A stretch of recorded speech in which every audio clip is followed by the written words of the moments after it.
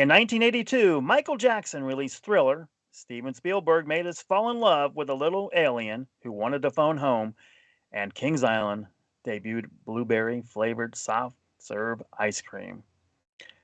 Hello, everybody. I'm Don Helbig alongside Ryan Sir, and this is Tower Topics.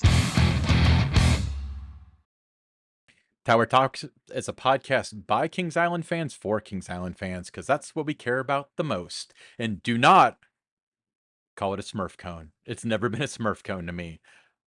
Let's talk about this. I Not really, honestly no. thought that blue ice cream until like 5 minutes ago. Well, not 5 minutes ago, but maybe a year ago. I found out that it came out in '82. It wasn't original to the park. Was there a big campaign around it, or like did it tied in with the Not Smurfs? really. Right? No, it's just a treat that was added in the kids' area at that time. Blueberry ice cream. It was kind of associated with Huckleberry Hound because you had Hanna-Barbera Mm. in the kids' area at the time. So it was, basically associated with that. Not a huge deal. And then it really kind of took off, with the Smurfs coming in, becoming the theme of Enchanted Voyage. And that's when it really, really skyrocketed and became that, treat that everybody just had to have when they go to the park. So, honestly, like, since I think it's cincyshirts.com or one of those websites has a t-shirt that says it's called a Smurf cone. And that was the first time I ever Yeah. heard it referred to as a Smurf cone. But I do remember Hanna-Barbera being around. When did they change it from being called a Smurf cone to being called blue ice cream?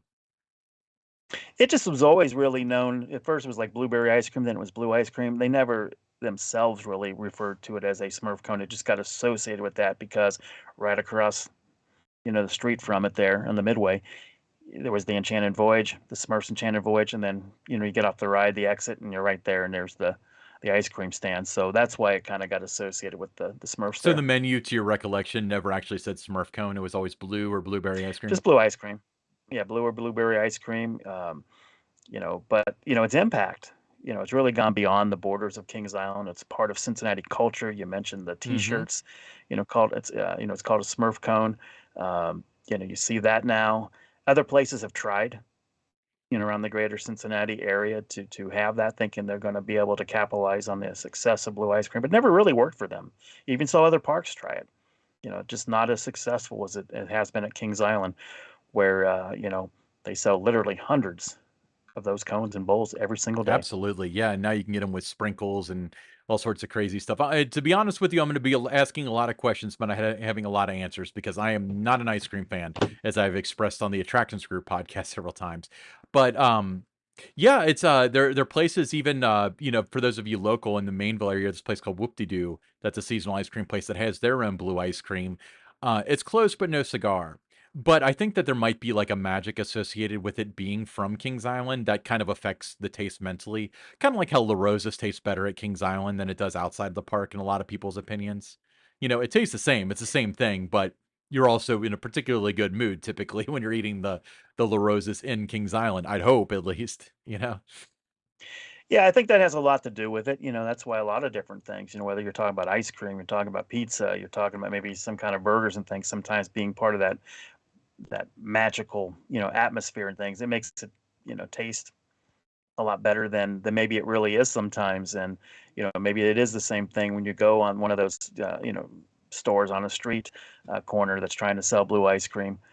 But no, it does have its own, it's unique. It's special. It's part of your memories. It's what you grew up with now for most people, is having blue ice cream. It's that tradition, to get that treat every time you go.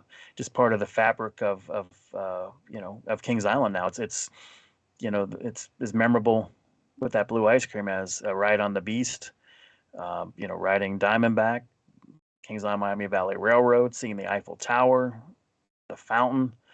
So it's woven into that fabric of what Kings Island is for so many guests. Yeah, and it's funny because blue ice cream kinda has that, the same effect as Skyline chili where people who live in the Cincinnati area typically love it.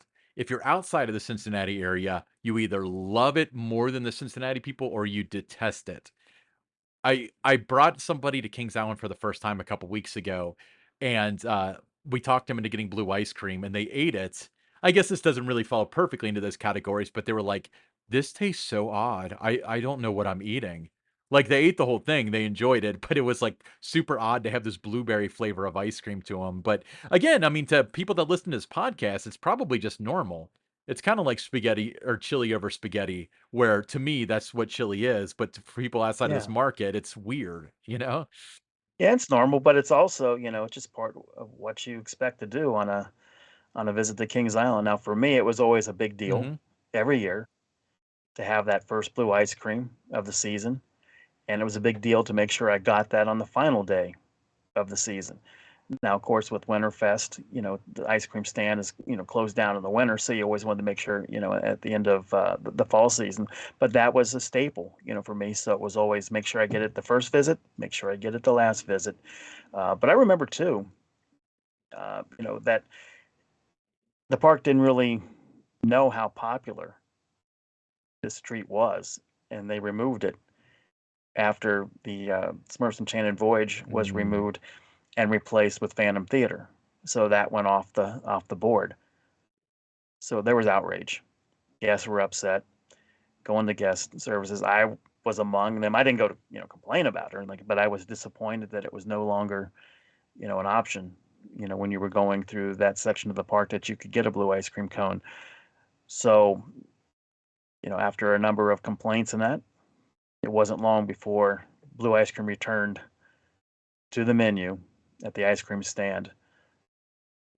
So this was '92, I guess, when Phantom Theater came in, that blue ice cream When Phantom disappeared? Theater came in, And yeah, so yep, so it yeah, blue wasn't all ice cream disappeared, season. but for a short time though. For a short Yeah. time, no, it wasn't all season. It was a short time, but yeah, I mean, there was a lot of that's when they knew they had Hmm. something.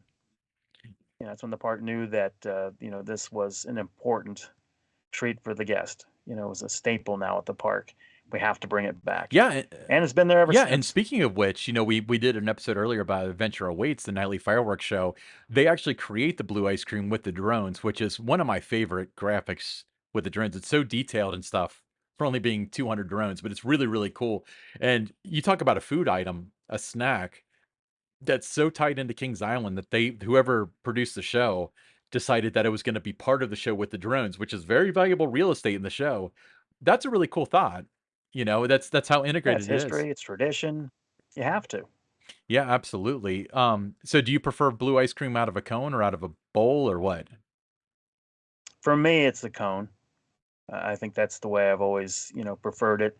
I know a lot of, people that for them it's getting it in the bowl and getting the sprinkles on it.